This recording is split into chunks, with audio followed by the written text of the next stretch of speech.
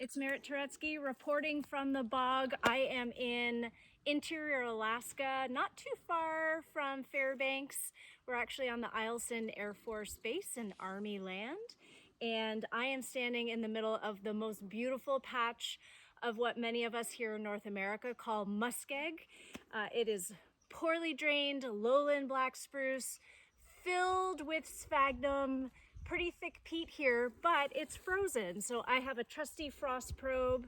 It's now, in August. So what we're measuring with this frost probe is not true permafrost. We still have some seasonal ice in the surface soils that will continue to thaw out until fall, when we can get a better measure of the depth to permafrost. But we're just gonna show you how much this sphagnum layer can protect soils and keep it cold here. So I'm gonna push this rod into the ground till I hear a nice thud.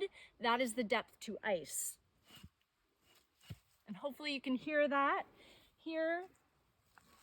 We've got a seasonal ice layer of about probably 50 centimeters. Again, that'll go down a little bit more over the next couple of months, but a really healthy surface permafrost layer here. Just next door, I want to show you what happens when that permafrost goes away, because the frozen soil provides strength to the land surface. When permafrost thaws, either because of fire, human disturbance, or climate change, we see pretty dramatic subsidence. The whole ground collapses down, and with that comes flooding. This is just a classic thermokarst feature. Lots of evidence of active subsidence and erosion here. We have really wet lags around the edges and throughout this feature, what we call drunken forests. Are trees that are wildly pitching over because their root system is flooded out.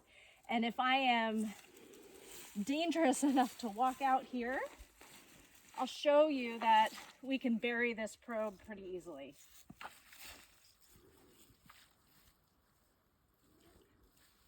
So no permafrost in the upper 1.5 meters that I can actually measure with this probe.